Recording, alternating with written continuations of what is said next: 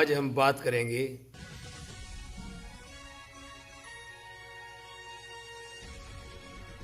बेटी की।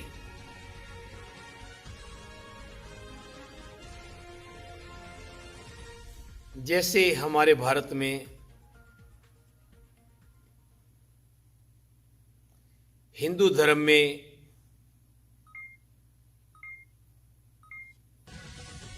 देवी पूजन होता है और आज वो पूजा चल रही है।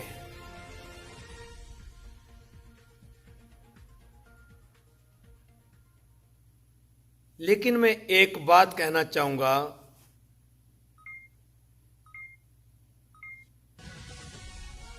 हम मूर्ति को तो पूज रहे हैं जो इंसान ने बनाई है। पत्थर की मूर्ति को पूज रहे हैं। मैं किसी का दिल नहीं दुखाना चाहता या किसी प्रति, किसी धर्म प्रति गलत नहीं बोलना चाहता, हकीकत बात को बोलना चाहता हूं।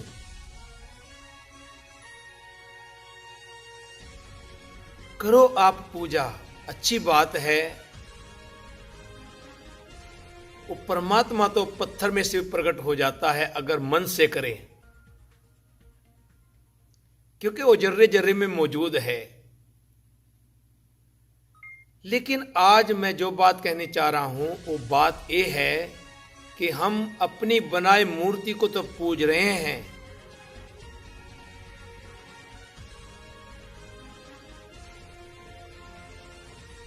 लेकिन जो परमात्मा की बनाई हुई मूर्ति है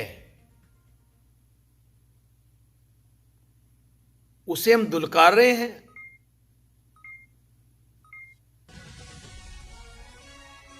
जिन देवियों की हम फोटो बना के उनकी पूजा करते हैं, वो देवी भी कभी किसी की बेटी थी।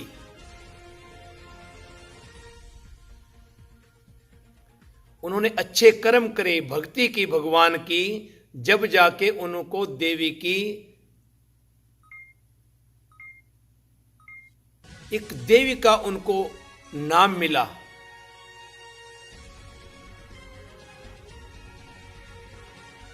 क्योंकि भक्ति कारण है। लेकिन आज हम पूजा मूर्ति की कर रहे हैं और बेटियों का हमारे भारत में क्या हाल है ये आप लगातार देख रहे हैं। क्या फायदा?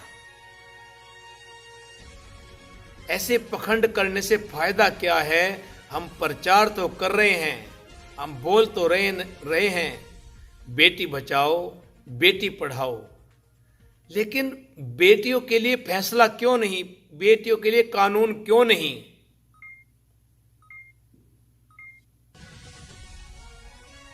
कब हम कह रहे हैं हमारा भारत तरक्की कर रहा है, कहीं की तरक्की कर रहा है।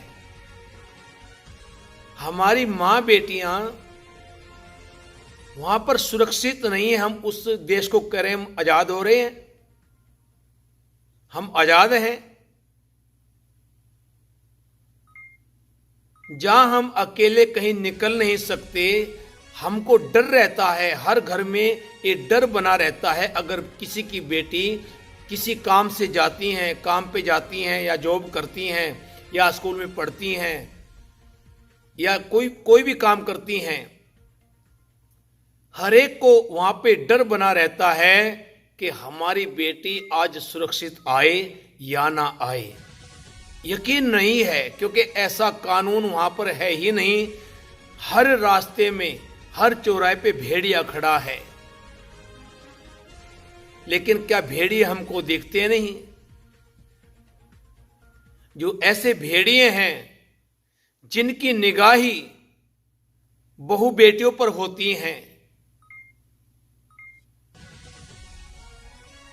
अगर हर इंसान ये सोचे कि मेरे घर में भी मेरी बेटी है, मेरी धी है, मेरी मां है,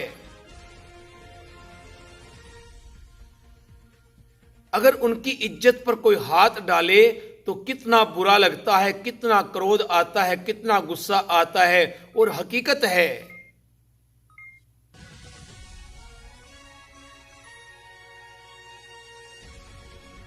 जब हम रात के रात फैसले कर देते हैं,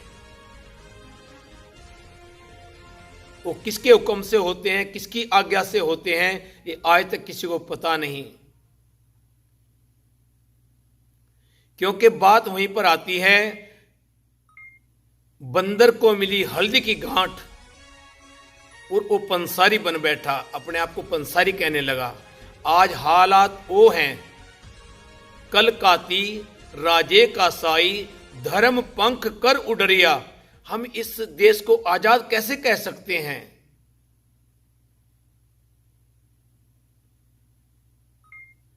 और क्या हिंदू धर्म हमको ये सिखाता है?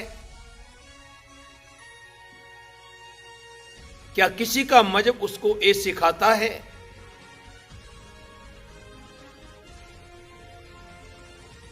किसी का भी मजहब, किसी का भी धर्म कभी किसी को गलत सिखाता ही नहीं, क्योंकि मजहब इंसान का असलियत में है ही इंसान, और इंसान जो होगा वो कभी किसी का बुरा कर ही नहीं सकता। और जो बुरा करेगा वो चाहे हिंदू हो, चाहे मुसलमान हो, चाहे सिख हो, चाहे ईसाई हो, वो इंसान नहीं, वो हैवान होता है। बुरा करना राक्षस का काम है, इंसान का नहीं। क्यों हम इंसान से राक्षस बन रहे हैं? भगत कबीर साहब वाणी में लिखते हैं, क्योंकि हम जिस तरफ आज लगे हुए हैं, जिस तरफ हम दौड़ रहे हैं, वो रास्ता कैसा है? वो रास्ता हमारे लिए सही है? जब हम रात के रात कानून बनाते हैं, मंदिर बन जाएगा, फैसला कर दिया, नोटबंदी लग जाएगी, फैसला कर दिया, 370 हट जाएगी, 370 लागू हो जाएगी, फैसला हो गया, जीएसटी लग जाएगी, लग गई। तो एक कानून क्यों नहीं आता? जब आपके हाथ में पावर है, ताकत है, हिम्मत है, सारा बहुमत है, तो आप रात के रात ऐसा कानून क्यों लागू नहीं करते कि अगले दिन से जो ऐसा भेड़िया है वो घबरा जाए?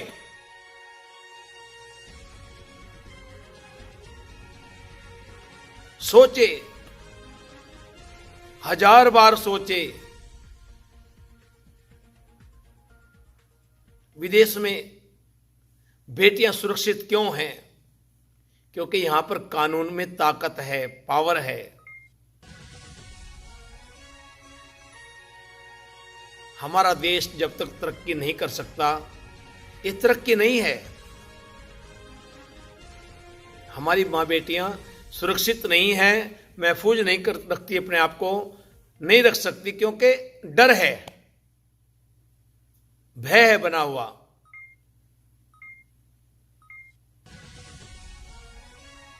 भगत कबीर साहब कहते हैं, इंसान की आंखें खोलने के लिए भगत कबीर साहब को सब मानते हैं, संत करके मानते हैं, संत कबीर बोलते हैं। वो कहते, पाखान घड़ के मूरत कीनी, देख के छाती पांव। ए इंसान, जिस मूरत की तू पूजा कर रहा है वो तूने खुद बनाई है। पाखान घड़ के, एक कलाकार ने, एक मिस्त्री ने देवी को बनाया, और उसने पाखान घड़ के, उसको घड़ के